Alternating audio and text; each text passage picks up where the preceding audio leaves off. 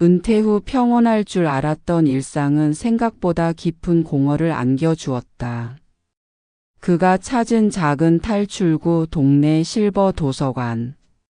하지만 그곳에서 그는 작은 용기가 타인의 마음의 문을 열 수 있다는 것을 알게 되고, 늘봄 라이프의 이야기를 들으러 와 주신 여러분 감사합니다. 구독하시고 다음 이야기도 들어보세요. 그럼 시작하겠습니다. 은퇴한 지 2달째 되던 어느 목요일 오전 한정우는 부엌 테이블에 앉아 식어가는 커피잔을 바라보고 있었습니다. 아내는 아침 설거지를 마치고 거실로 가 텔레비전을 켰습니다. 정우는 신문을 펼쳤지만 글자가 눈에 들어오지 않았습니다. 35년을 다닌 회사를 떠난 뒤 그의 하루는 이렇게 무료하게 흘러갔습니다. 가족을 위해 성실하게 달려온 세월이었는데 정작 멈춰 서니 자신이 무엇을 해야 할지 알 수 없었습니다. 딸은 서울에서 취업 준비를 하느라 바빴고 아내는 여전히 그를 다정하게 챙겼지만 정우의 마음 한구석은 허전했습니다. 여보, 그렇게 멍하니 앉아만 있지 말고 산책이라도 하고 와요. 아내의 목소리가 들렸지만 정우는 고개만 끄덕였습니다. 밖에 나가봤자 동네 한 바퀴 돌고 다시 집으로 돌아올 뿐이었습니다. 오후가 되면 소파에 앉아 책을 읽거나 낮잠을 자고 저녁을 먹고 나면 또 텔레비전 앞에 앉는 일상이 반복됐습니다.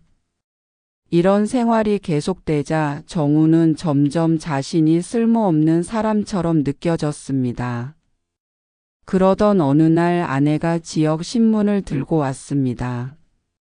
여보, 실버 도서관에서 자원봉사자를 모집한대요. 당신 책 읽는 거 좋아하잖아요. 정우는 신문을 받아들고 모집 공고를 천천히 읽었습니다. 주 3회 오전 10시부터 오후 2시까지 도서 정리와 이용자 안내가 주요 업무였습니다.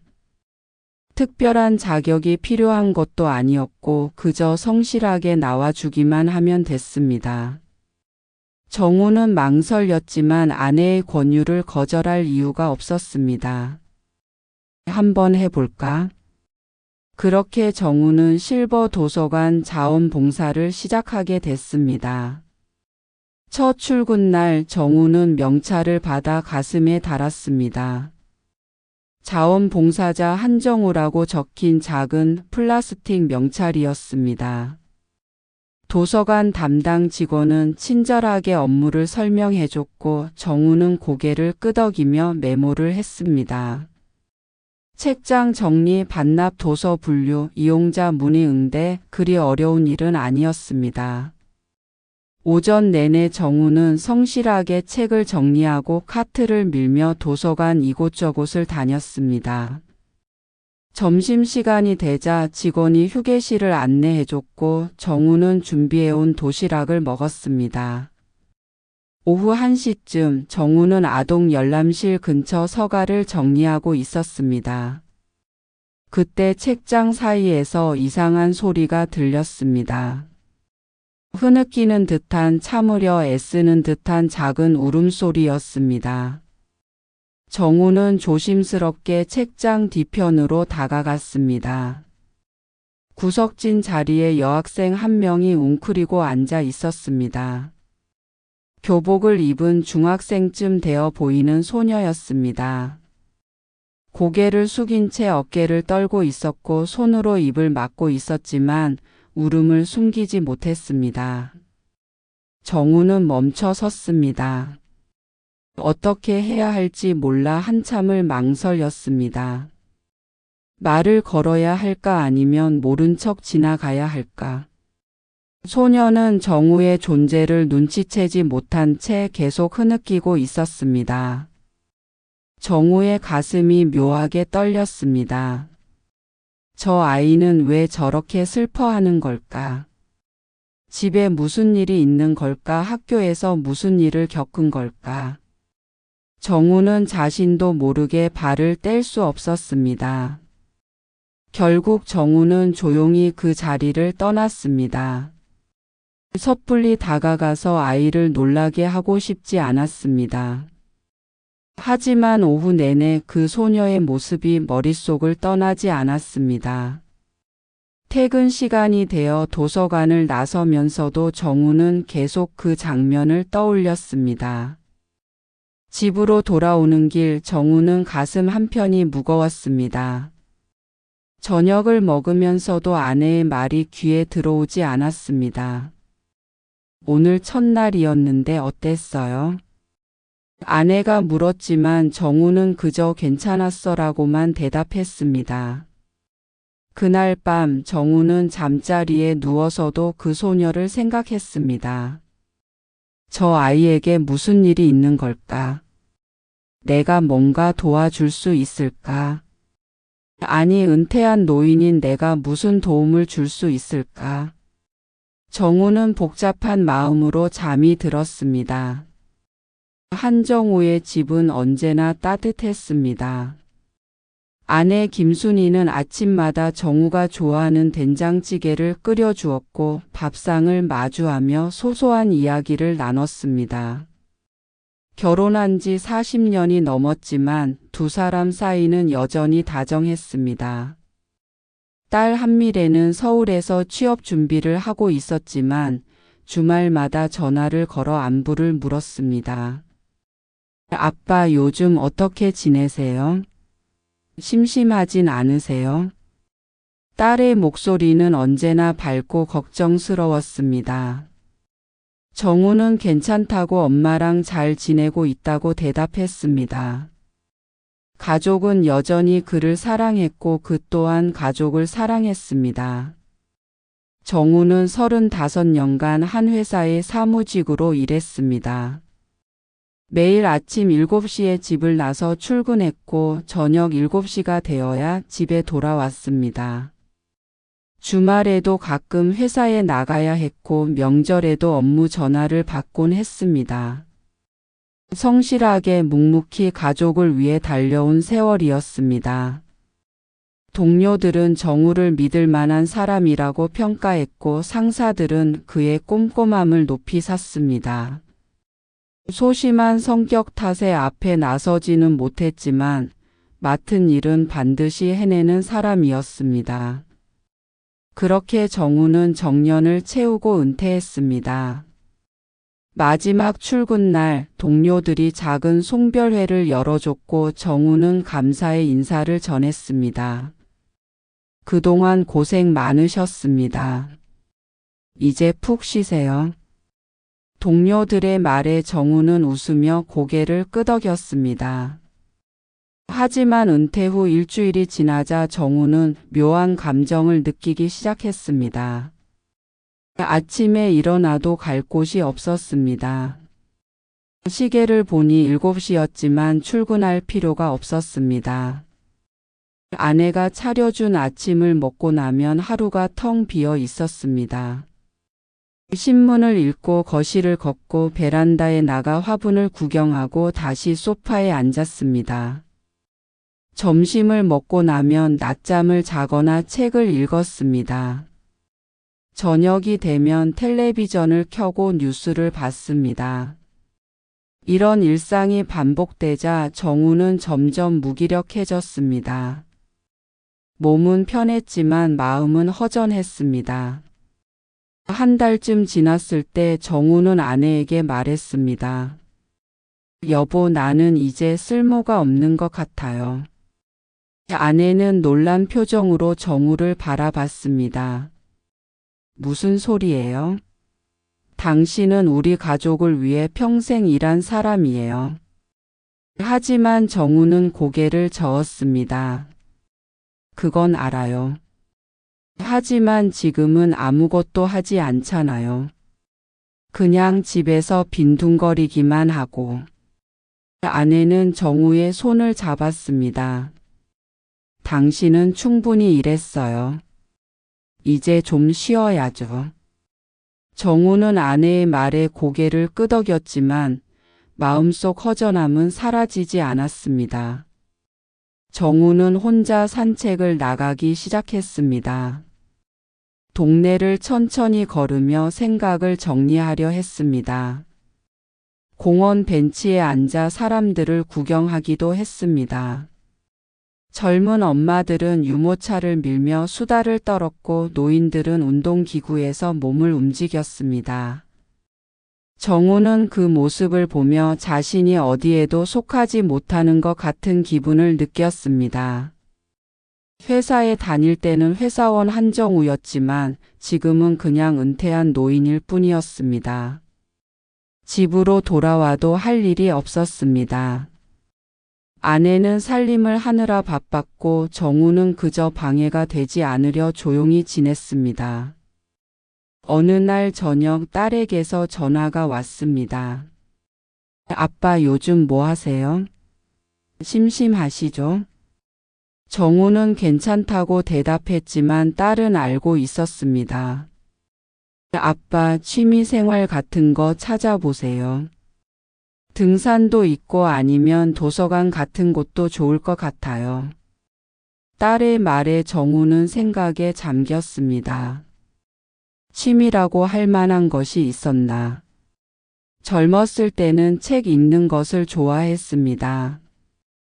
회사 일로 바빠지면서 책을 멀리했지만 은퇴 후 다시 책을 집어들기 시작했습니다. 그렇게 며칠이 지나고 아내가 지역 신문을 들고 왔습니다. 여보, 실버 도서관에서 자원봉사자를 모집한대요. 당신 책 좋아하니까 한번 해보는 게 어때요? 정우는 신문을 받아들고 천천히 읽었습니다. 자원봉사라는 것을 해본 적이 없었지만 나쁘지 않아 보였습니다. 도서관이라면 조용할 것이고 책을 가까이 할 수 있을 것 같았습니다. 무엇보다 집에만 있는 것보다는 나을 것 같았습니다. 그럼 신청해 볼까요? 정우는 아내에게 말했고 아내는 환하게 웃었습니다. 그래요, 당신한테 딱 맞을 것 같아요. 정우는 다음 날 도서관에 전화를 걸어 자원봉사 신청을 했습니다. 간단한 면접을 거쳐 정우는 자원봉사자로 선발됐습니다. 주 3회 월수금 오전 10시부터 오후 2시까지였습니다. 정우는 명찰을 받아들고 첫 출근 날을 기다렸습니다. 이제 다시 갈 곳이 생긴 것 같아 조금은 마음이 가벼워졌습니다. 정우가 도서관 자원봉사를 시작한 지 일주일이 지났습니다. 업무에도 조금씩 익숙해지고 도서관의 구조도 파악하게 됐습니다. 월요일 오전 정우는 평소처럼 책장을 정리하며 도서관 곳곳을 살폈습니다. 그러다 창가 쪽 열람석에서 익숙한 모습을 발견했습니다. 첫날 책장 뒤에서 울고 있던 그 소녀였습니다. 소녀는 고개를 푹 숙인 채 책을 읽고 있었습니다. 정확히는 책을 응시하고 있었지만 페이지를 넘기지 않았습니다. 정우는 멀찍이 서서 소녀를 관찰했습니다. 교복을 입은 것으로 보아 중학생이 분명했고 헤드폰을 낀 채 주변을 철저히 차단하고 있었습니다. 정우는 용기를 내어 소녀에게 다가갔습니다. 학생, 혹시 필요한 책이 있으면 말해주세요. 정우가 조심스럽게 말을 건넸습니다. 소녀는 깜짝 놀라며 고개를 들었습니다. 눈이 마주치자 소녀는 작게 움찔하며 헤드폰을 고쳐 썼습니다. 아니요. 짧은 대답과 함께 소녀는 다시 책으로 시선을 내렸습니다. 정우는 더 이상 말을 걸지 못하고 물러났습니다. 혹시 부담을 준 건 아닐까? 괜히 말을 걸어서 불편하게 만든 건 아닐까? 정우는 멀리서 소녀를 지켜봤습니다. 1시간이 지나도 소녀는 같은 자세로 앉아 있었습니다. 점심시간이 되자 소녀는 자리에서 일어났습니다. 책상 위에 무언가를 두고 간 것이 보였습니다. 정우는 소녀가 완전히 나간 뒤 그 자리로 다가갔습니다. 중학교 3학년 수학 문제집이었습니다. 문제집을 집어들자 그 사이에서 종이 한 장이 떨어졌습니다. 정우는 종이를 주워 펼쳤습니다. 연필로 휘갈겨 쓴 글씨가 보였습니다. 나는 왜 이렇게 힘들까? 짧은 문장이었지만 정우의 가슴을 무겁게 눌렀습니다. 저 아이는 지금 무슨 일을 겪고 있는 걸까? 정우는 종이를 문제집 사이에 다시 끼워 넣고 책상 위에 놓았습니다. 오후 내내 그 문장이 머릿속을 맴돌았습니다. 며칠 뒤 정우는 또 다른 사람을 주목하게 됐습니다. 박노인이라고 불리는 80대 노인이었습니다. 도서관 직원에게 물어보니 오래전부터 도서관을 찾아온 단골 이용자라고 했습니다. 요즘은 예전만큼 자주 안 오시더라고요. 건강이 안 좋으신가 봐요. 직원의 말에 정우는 박노인을 유심히 살펴봤습니다. 박노인은 구석 열람석에 앉아 두꺼운 음악 관련 서적을 읽고 있었습니다. 하지만 표정이 어두웠고 가끔 깊은 한숨을 쉬었습니다. 정우는 박노인에게 다가가 인사를 건넸습니다. 어르신 음악에 관심이 많으신가 봅니다. 박노인은 정우를 잠깐 올려다봤지만 대답 없이 다시 책을 봤습니다. 정우는 난처한 표정으로 물러났습니다. 수요일 오후 정우는 반납 도서를 정리하다가 박노인이 자주 빌려가는 책 목록을 확인했습니다. 클래식 작곡가 전기 음악 이론서, 오페라 해설서 등이었습니다.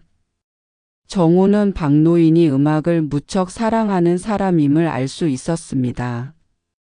그런데 요즘 박노인은 책을 거의 빌려가지 않았습니다. 도서관에 와도 한두 시간 앉아 있다가 조용히 떠났습니다. 정우는 직원에게 조심스럽게 물었습니다. 박 어르신께 무슨 일이 있으신가요? 직원은 작게 한숨을 쉬었습니다. 부인이 많이 편찮으시대요. 오랫동안 간병하시느라 힘드실 거예요. 정우는 고개를 끄덕이며 박노인을 다시 바라봤습니다. 박노인의 어깨가 유난히 처져 보였습니다. 금요일 정우는 민서가 다시 도서관에 온 것을 확인했습니다.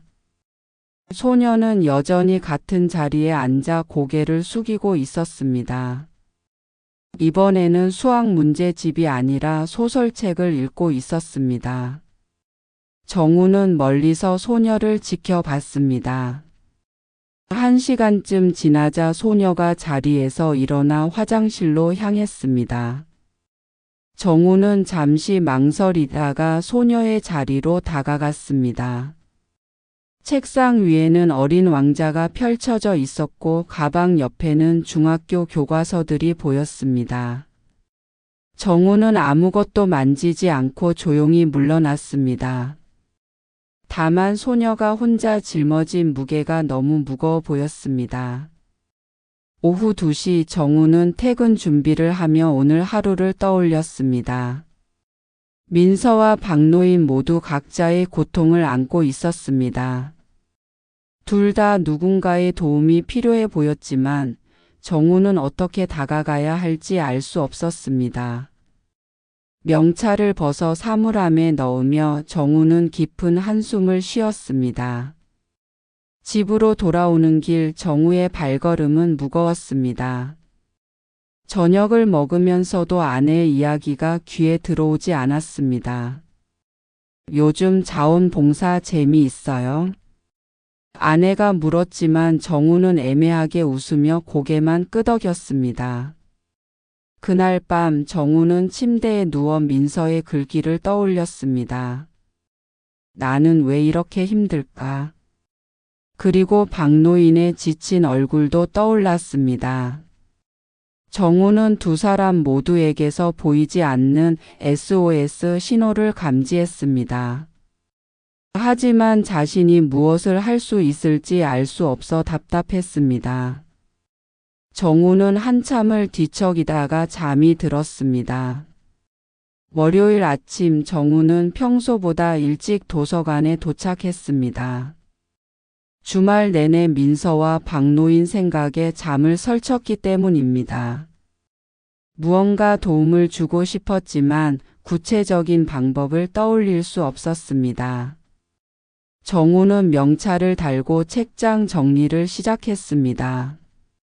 오전 11시쯤 민서가 도서관에 들어왔습니다. 소녀는 여전히 고개를 숙인 채 창가 자리로 향했습니다. 정우는 용기를 내어 소녀에게 다가갔습니다. 학생, 혹시 추천해 줄 책이 필요하면 말해 주세요. 민서는 깜짝 놀라며 정우를 올려다봤습니다. 괜찮아요. 짧은 대답과 함께 소녀는 재빨리 헤드폰을 썼습니다. 정우는 더 이상 말을 이어가지 못하고 물러났습니다. 거부당한 것 같아 마음이 무거웠습니다. 정우는 혹시 책을 매개로 소녀와 대화할 수 있을까 생각했습니다. 청소년들이 좋아할 만한 책을 찾아 서가를 뒤졌습니다. 감동적인 성장 소설, 위로가 되는 에세이, 희망을 주는 이야기들을 골랐습니다. 그리고 민서의 책상 근처에 그 책들을 슬쩍 놓아뒀습니다. 하지만 민서는 그 책들을 거들떠보지도 않았습니다. 오후가 되자 소녀는 자리를 정리하고 도서관을 떠났습니다. 정우가 놓아둔 책들은 그대로였습니다. 정우는 책들을 다시 제자리에 꽂으며 한숨을 쉬었습니다. 괜한 오지랖이었을까? 혹시 소녀에게 부담만 준 건 아닐까? 수요일 정우는 박노인에게 다가가려고 했습니다. 박노인은 늘 앉던 자리에 있었지만 책을 읽지 않고 창밖만 바라보고 있었습니다. 정우는 조심스럽게 박노인 앞에 섰습니다. 어르신, 요즘 컨디션이 안 좋으신가 봅니다. 박노인은 정우를 흘끗 보더니 고개를 돌렸습니다. 괜찮아요. 딱 잘라 말하는 투였습니다. 정우는 더 말을 이을 수 없었습니다. 혹시 필요한 게 있으시면 언제든 말씀하세요. 정우가 말했지만 박노인은 대답하지 않았습니다. 정우는 어색하게 자리를 떠났습니다. 거리감이 느껴졌고 오히려 관계가 더 멀어진 것 같았습니다. 그날 오후 정우는 휴게실에서 직원과 이야기를 나눴습니다. 박 어르신이 요즘 많이 힘들어 보이시던데요. 정우가 조심스럽게 말을 꺼냈습니다. 직원은 고개를 끄덕였습니다. 부인 간병을 오래 하셨거든요. 요양병원에 계신데 병세가 안 좋으시대요. 그렇군요. 뭔가 도와드릴 방법이 없을까요? 정우가 물었지만 직원도 난처한 표정을 지었습니다. 글쎄요. 어르신이 워낙 말수가 적으셔서 다가가기가 어려워요. 정우는 답답한 마음으로 고개를 끄덕였습니다. 도와주고 싶은 마음은 간절한데 방법을 모르겠습니다. 금요일 저녁 정우는 집에 돌아와 소파에 앉았습니다. 아내가 저녁 준비를 하며 물었습니다. 요즘 자원봉사 어때요? 재미있어요? 정우는 한참을 망설이다가 대답했습니다. 글쎄, 잘 모르겠어. 아내가 고개를 갸우뚱하며 정우를 바라봤습니다. 무슨 일 있어요? 정우는 민서와 박노인 이야기를 천천히 꺼냈습니다. 도와주고 싶은데 어떻게 해야 할지 모르겠다고 오히려 부담만 주는 것 같다고 말했습니다. 아내는 정우의 손을 잡았습니다. 당신 마음은 충분히 따뜻해요. 조금만 기다려 보세요. 하지만 정우는 확신이 서지 않았습니다. 주말 내내 정우는 불안했습니다. 은퇴한 자신이 누군가를 도울 수 있을까? 소심한 성격의 나이든 노인이 무슨 힘이 될 수 있을까? 오히려 민서와 박노인에게 폐만 끼치는 건 아닐까? 토요일 저녁 정우는 도서관 명찰을 꺼내 들었습니다. 자원봉사자 한정우라고 적힌 명찰을 한참 바라봤습니다. 자원봉사를 시작한 이유가 무엇이었나? 그저 무료한 시간을 채우기 위해서였나? 아니면 정말 누군가에게 도움이 되고 싶어서였나? 정우는 스스로에게 물었지만 답을 찾을 수 없었습니다. 일요일 아침 정우는 혼자 산책을 나갔습니다. 공원을 천천히 걸으며 생각을 정리하려 했습니다. 벤치에 앉아 사람들을 바라봤습니다. 할아버지와 손녀가 함께 걷고 있었고 노부부가 손을 잡고 산책하고 있었습니다. 정우는 문득 자신이 쓸모없는 사람처럼 느껴졌습니다. 회사에 다닐 때는 일로 바빴고 그 바쁨이 자신의 가치를 증명해줬습니다. 하지만 지금은 아무것도 하지 못하고 있었습니다. 도서관에서 책이나 정리하고 누군가를 돕겠다고 나섰다가 거부당하고 정우는 깊은 한숨을 쉬었습니다. 집으로 돌아오는 길 정우는 발걸음이 무거웠습니다. 현관문을 열고 들어서자 아내가 반갑게 맞이했습니다. 산책 잘 다녀왔어요? 정우는 고개만 끄덕였습니다. 저녁을 먹으면서도 정우는 말이 없었습니다. 아내는 걱정스러운 눈으로 정우를 바라봤지만 아무 말도 하지 않았습니다. 밤이 되자 정우는 침대에 누웠습니다. 천장을 바라보며 계속 생각했습니다. 은퇴한 내가 정말 누군가에게 힘이 될 수 있을까? 아니면 그냥 집에서 조용히 지내는 게 나을까? 정우는 낯선 감정에 흔들리며 잠을 청했습니다. 하지만 쉽게 잠들 수 없었습니다. 민서의 나는 왜 이렇게 힘들까라는 글귀와 박노인의 지친 얼굴이 계속 떠올랐습니다. 정우는 한참을 뒤척이다가 새벽녘에야 겨우 잠이 들었습니다. 월요일 아침 정우는 도서관으로 향하며 마음을 다잡았습니다. 주말 내내 고민했지만 결론은 하나였습니다. 포기하지 말자, 조금만 더 용기를 내보자. 정우는 명찰을 달고 평소처럼 책장 정리를 시작했습니다. 오전 10시쯤 민서가 도서관에 들어왔습니다. 소녀는 여전히 고개를 숙인 채 창가 자리로 향했습니다. 정우는 멀리서 소녀를 지켜봤습니다. 이번에는 섣불리 다가가지 않기로 했습니다. 대신 소녀가 필요로 할 때 자연스럽게 다가갈 기회를 기다렸습니다. 점심시간이 되자 민서는 자리에서 일어났습니다. 책상 위에는 어제 읽던 소설책이 놓여 있었습니다. 정우는 소녀가 나간 뒤 그 자리로 다가갔습니다. 책을 보니 페이지 사이에 책갈피가 끼워져 있었습니다. 정우는 문득 생각이 떠올라 서가로 향했습니다. 민서가 읽던 소설에 같은 작가가 쓴 다른 책을 찾았습니다. 따뜻하고 희망적인 이야기로 알려진 책이었습니다. 정우는 그 책을 민서의 책상 위에 조심스럽게 놓았습니다. 그리고 작은 메모지에 글을 적었습니다. 같은 작가의 책입니다. 좋은 이야기예요. 메모지를 책 위에 올려두고 정우는 자리를 떠났습니다. 오후 1시쯤 민서가 도서관으로 돌아왔습니다. 소녀는 자리에 앉아 책상 위에 책을 발견했습니다. 메모지를 집어들고 천천히 읽었습니다. 그리고 주변을 두리번거렸습니다. 정우는 멀리서 그 모습을 지켜봤습니다. 민서는 잠시 망설이다가 책을 집어들었습니다.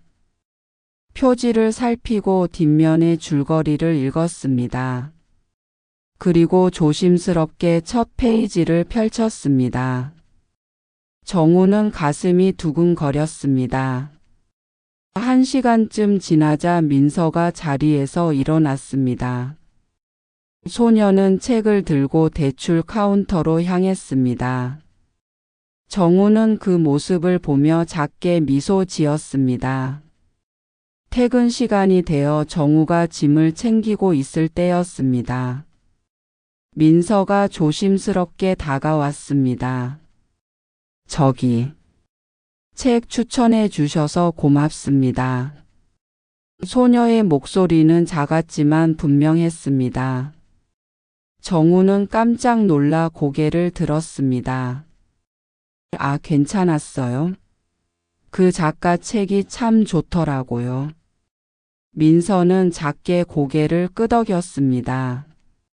재미있게 읽을게요. 그리고 소녀는 재빨리 몸을 돌려 도서관을 나갔습니다. 정우는 그 자리에 멍하니 서 있었습니다. 가슴 한편이 따뜻해지는 느낌이었습니다. 작은 변화였지만 정우에게는 큰 의미였습니다. 수요일 정우는 박노인에게 다가갈 방법을 고민했습니다. 지난번처럼 직접적으로 다가가는 건 효과가 없었습니다. 정우는 박노인이 자주 읽는 책 목록을 다시 살펴봤습니다. 클래식 작곡가 전기 중에서 박노인이 아직 읽지 않은 책이 있었습니다. 베토벤에 관한 새로 들어온 책이었습니다. 정우는 그 책을 꺼내 박노인의 자리로 향했습니다. 박노인은 여전히 창밖만 바라보고 있었습니다. 어르신, 새로 들어온 책인데 혹시 관심 있으실까 싶어서요. 정우는 조심스럽게 말하며 책을 책상 위에 놓았습니다.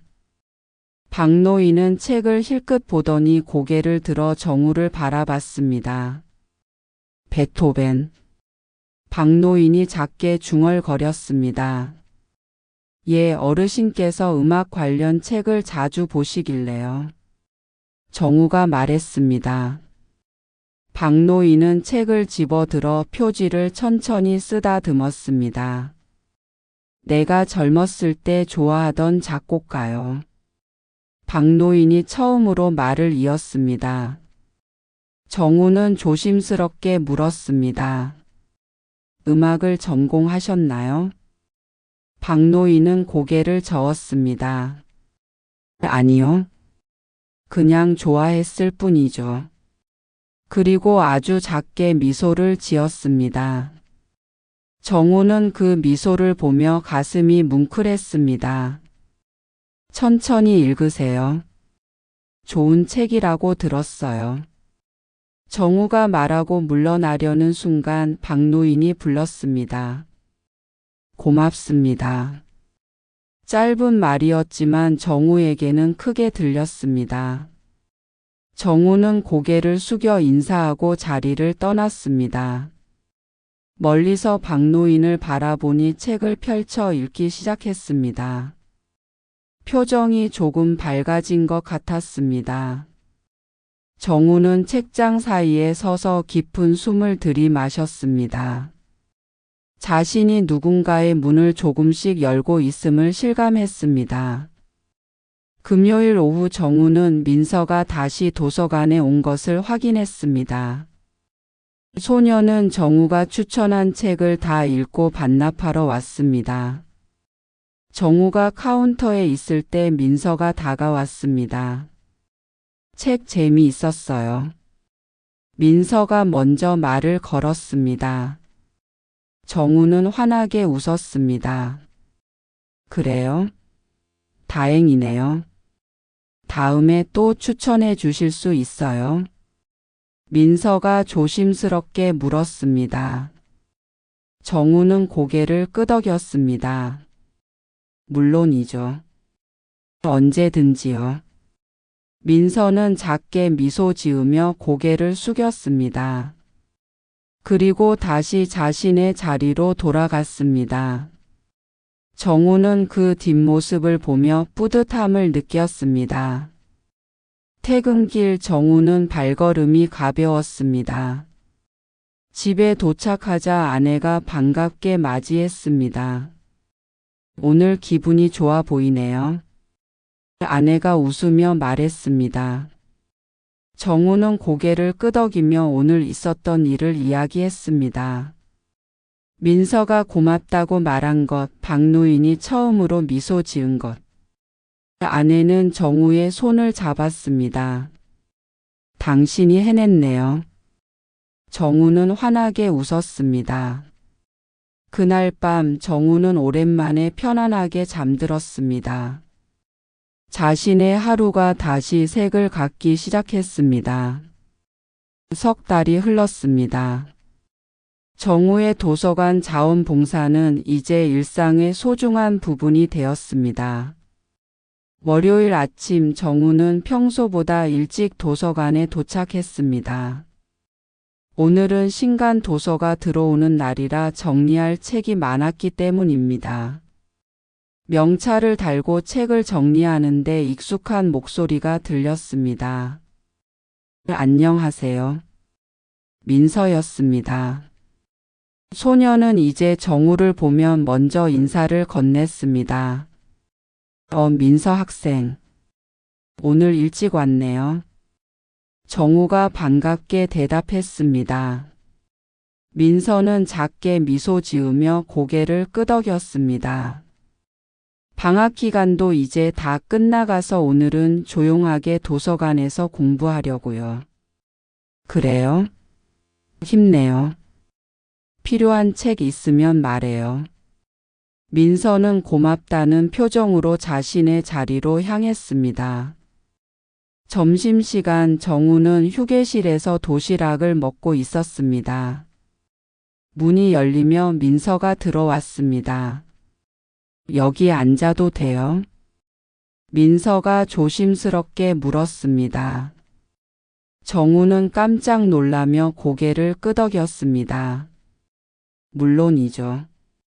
민서는 정우 맞은편에 앉아 도시락을 꺼냈습니다. 두 사람은 잠시 조용히 식사를 했습니다. 민서가 먼저 입을 열었습니다. 저기, 그동안 추천해 주신 책들 덕분에 많이 위로받았어요. 정우는 숟가락을 내려놓고 민서를 바라봤습니다. 그랬다니 다행이네요. 민서는 고개를 숙였습니다. 사실 집에서 부모님이 자주 싸우세요. 그래서 집에 있기가 힘들었어요. 정우는 민서의 말을 조용히 들었습니다. 그래서 도서관이 유일한 안식처였어요. 여기 오면 마음이 편해지거든요. 민서의 목소리가 작게 떨렸습니다. 정우는 조심스럽게 입을 열었습니다. 힘들었겠어요. 하지만 민서 학생은 잘 견디고 있어요. 민서가 고개를 들어 정우를 바라봤습니다. 선생님도 힘든 적 있으세요? 정우는 잠시 생각하다가 고개를 끄덕였습니다. 있죠. 은퇴하고 나서 한동안 무기력했어요. 내가 쓸모없는 사람 같았거든요. 민서는 놀란 표정으로 정우를 바라봤습니다. 그런데 이곳에서 민서 학생 같은 친구들을 만나면서 달라졌어요. 누군가에게 작은 도움이라도 될 수 있다는 게 큰 힘이 되더라고요. 민서는 천천히 고개를 끄덕였습니다. 저도 선생님 덕분에 많이 힘이 났어요. 고맙습니다. 정우는 따뜻하게 미소 지었습니다. 두 사람은 다시 조용히 식사를 이어갔지만 이전과는 다른 편안함이 흘렀습니다. 수요일 오후 박노인이 도서관에 들어왔습니다. 정우는 반갑게 인사를 건넸습니다. 어르신 오늘은 일찍 오셨네요. 박노인은 이제 정우를 보면 환하게 웃어 주었습니다. 오늘 병원 다녀오는 길에 들렀어요. 부인 상태는 어떠세요? 정우가 조심스럽게 물었습니다. 박노인은 잠시 침묵하다가 대답했습니다. 여전히 힘들지만 그래도 오늘은 날씨가 좋아서 창가에 잠깐 데리고 나갔어요. 박노인의 표정이 부드러워졌습니다. 그랬군요. 부인께서도 좋아하셨겠어요. 박노인은 고개를 끄덕이며 자리에 앉았습니다.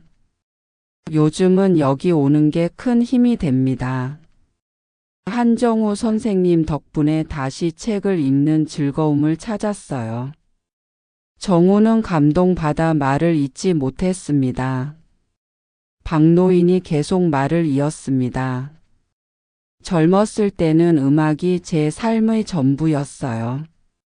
하지만 나이 들면서 점점 잊고 살았죠. 지금은 다시 찾으셨잖아요. 정우가 말했습니다. 박노인은 작게 웃으며 정우가 추천한 음악 서적을 꺼냈습니다. 오늘은 이 책을 천천히 읽으려고요.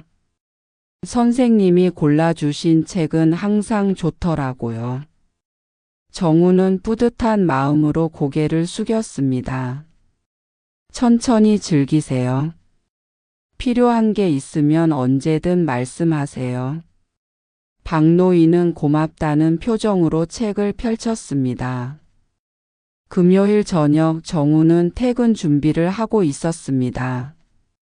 민서가 다가와 작은 봉투를 건넸습니다. 이거 드리고 싶어서요. 정우는 봉투를 받아 들었습니다. 이게 뭐예요? 손편지예요. 읽어보세요. 민서는 부끄러운 듯 웃으며 재빨리 몸을 돌렸습니다. 다음 주에 봬요. 소녀는 도서관을 나갔고 정우는 봉투를 천천히 열었습니다. 정성스럽게 쓴 편지였습니다. 선생님 덕분에 저는 다시 웃을 수 있게 됐어요. 도서관이 저에게 얼마나 큰 의미인지 아세요? 선생님이 계셔서 이곳은 제게 진짜 집 같은 곳이에요. 정말 고맙습니다. 정우는 편지를 읽으며 눈시울이 뜨거워졌습니다. 집으로 돌아오는 길 정우의 발걸음은 가벼웠습니다. 현관문을 열고 들어서자 아내가 반겼습니다. 오늘도 좋은 하루였어요. 정우는 환하게 웃으며 고개를 끄덕였습니다. 저녁을 먹으면서 정우는 오늘 있었던 일들을 이야기했습니다. 민서의 편지, 박노인과의 대화, 모든 것이 소중했습니다. 아내는 정우의 손을 잡았습니다. 당신 정말 달라졌어요. 예전보다 훨씬 밝아졌어요. 정우는 고개를 끄덕였습니다. 나도 느껴져. 이제는 매일이 의미 있게 느껴져. 아내는 따뜻하게 미소 지었습니다. 그날 밤 정우는 침대에 누워 천장을 바라봤습니다. 은퇴 후 느꼈던 공허함은 이제 사라졌습니다. 대신 따뜻한 감정들이 가슴을 채웠습니다. 민서와 박노인은 정우의 삶에 새로운 의미를 준 감사한 존재들이었습니다. 정우는 깨달았습니다. 사람이 사람을 살린다는 것을, 작은 관심과 배려가 누군가의 인생을 바꿀 수 있다는 것을. 나 같은 소심한 사람도 누군가의 마음의 문을 열 수 있다는 자신감이 생겼습니다. 정우는 편안한 미소를 지으며 눈을 감았습니다. 그의 인생 이막은 조용하지만 따뜻하게 피어나고 있었습니다. 6개월이 지난 어느 봄날 오후 정우는 도서관 책장 앞에 서 있었습니다. 신간 도서를 정리하며 지난 시간들을 떠올렸습니다. 은퇴 후 찾아온 공허함, 무력감, 그 모든 감정들이 이제는 아득하게 느껴졌습니다. 창밖으로 따스한 봄바람이 불어왔고 도서관은 평화로웠습니다. 정우는 책을 서가에 꽂으며 작게 미소 지었습니다. 이곳에서 보낸 시간들이 그의 삶을 완전히 바꿔놓았습니다. 선생님.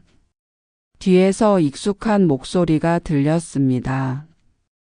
정우가 돌아보니 민서가 환하게 웃으며 다가오고 있었습니다. 처음 만났을 때 고개를 숙이고 울던 그 소녀가 이제는 이렇게 밝아졌습니다. 민서 학생, 오늘은 무슨 일로? 이거 드리려고요. 민서는 작은 상자를 건넸습니다. 정우가 상자를 열어보니 손으로 만든 북마크가 들어 있었습니다. 제가 직접 만들었어요. 선생님께서 항상 책을 추천해 주시잖아요. 정우는 북마크를 꺼내 들었습니다. 색색의 종이로 정성스럽게 만든 북마크에는 감사합니다 라는 글씨가 적혀 있었습니다. 고마워요. 소중하게 쓸게요. 민서는 부끄러운 듯 웃으며 고개를 끄덕였습니다. 참 선생님. 저 이번에 고등학교 진학 상담 받았어요. 민서가 조심스럽게 말을 이었습니다. 그래? 어떤 학교로 가고 싶은데? 문예창작 쪽으로 가고 싶어요. 선생님이 추천해 주신 책들을 읽으면서 글쓰기에 관심이 생겼거든요. 정우는 깊이 감동했습니다. 자신이 건넨 작은 관심이 한 아이의 꿈을 만들어 주었습니다. 훌륭한 선택이야. 민서 학생은 분명 좋은 작가가 될 거예요. 민서는 환하게 웃으며 정우에게 인사했습니다. 다음 주에 또 올게요. 소녀는 가벼운 발걸음으로 도서관을 나갔습니다. 정우는 그 뒷모습을 보며 뿌듯함을 느꼈습니다. 오후 2시쯤 박노인이 도서관에 들어왔습니다. 요즘 박노인은 예전보다 훨씬 자주 도서관을 찾았습니다. 어르신, 오늘도 오셨네요. 정우가 반갑게 인사하자 박노인도 환하게 웃었습니다. 오늘은 특별한 날이에요. 무슨 일이신데요? 박노인은 가방에서 작은 앨범을 꺼냈습니다. 집사람이 오늘 잠깐 의식이 돌아왔어요. 제 얼굴을 알아보더라고요. 박노인의 목소리가 떨렸습니다. 정우는 박노인의 손을 잡았습니다. 정말 다행이에요. 박노인은 앨범을 펼쳤습니다. 젊은 시절 부부의 사진들이 담겨 있었습니다. 이 사진들을 보여주니 미소를 짓더라고요. 오랜만에 보는 미소였어요. 정우는 사진을 함께 보며 고개를 끄덕였습니다. 한 선생님 고맙습니다. 박노인이 갑자기 말했습니다. 제가 뭘 했다고요? 선생님이 음악책을 추천해 주지 않았다면 저는 계속 절망 속에 있었을 거예요. 덕분에 삶의 의미를 다시 찾았어요. 박노인의 눈가가 촉촉해졌습니다. 정우도 눈시울이 뜨거워졌습니다. 저야말로 어르신께 배운 게 많아요. 힘든 상황에서도 포기하지 않는 모습을요. 두 사람은 잠시 말없이 마주 보며 미소 지었습니다. 박노인은 앨범을 덮고 자리로 향했습니다.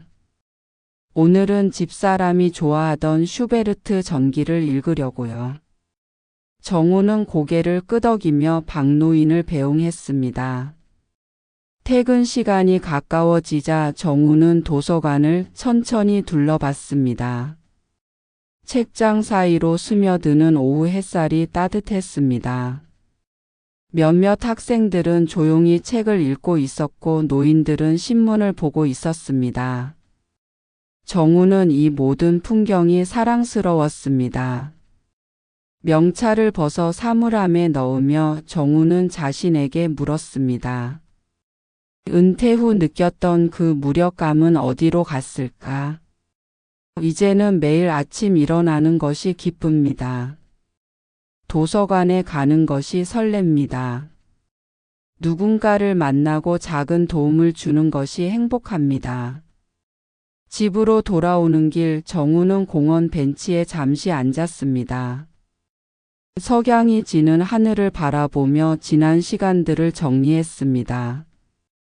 가족을 위해 달려온 35년 그리고 은퇴 후 찾아온 공허함. 하지만 이제는 새로운 삶을 살고 있습니다. 민서와 박노인은 정우에게 인생의 새로운 의미를 선물했습니다. 동시에 정우도 그들에게 작은 빛이 되어 주었습니다. 서로가 서로를 살린 것입니다. 현관문을 열고 들어서자 아내가 저녁 준비를 하고 있었습니다. 여보, 다녀왔어요. 정우가 밝게 인사하자 아내가 돌아봤습니다. 오늘도 좋은 하루였나 봐요. 얼굴이 밝아요. 정우는 고개를 끄덕이며 식탁에 앉았습니다. 당신 말이 맞았어. 자원봉사를 시작하길 정말 잘했어. 아내는 따뜻하게 미소 지으며 국그릇을 내려놓았습니다. 저녁을 먹으며 정우는 오늘 있었던 일들을 이야기했습니다. 민서의 북마크, 박노인의 기쁜 소식, 모든 것이 감사했습니다. 아내는 정우의 이야기를 들으며 행복해했습니다. 당신은 정말 좋은 사람이에요. 아내의 말에 정우는 부끄럽게 웃었습니다. 그날 밤 정우는 침대에 누워 천장을 바라봤습니다. 민서가 준 북마크를 손에 쥐고 있었습니다. 감사합니다라는 글씨가 따뜻했습니다. 정우는 스스로에게 물었습니다.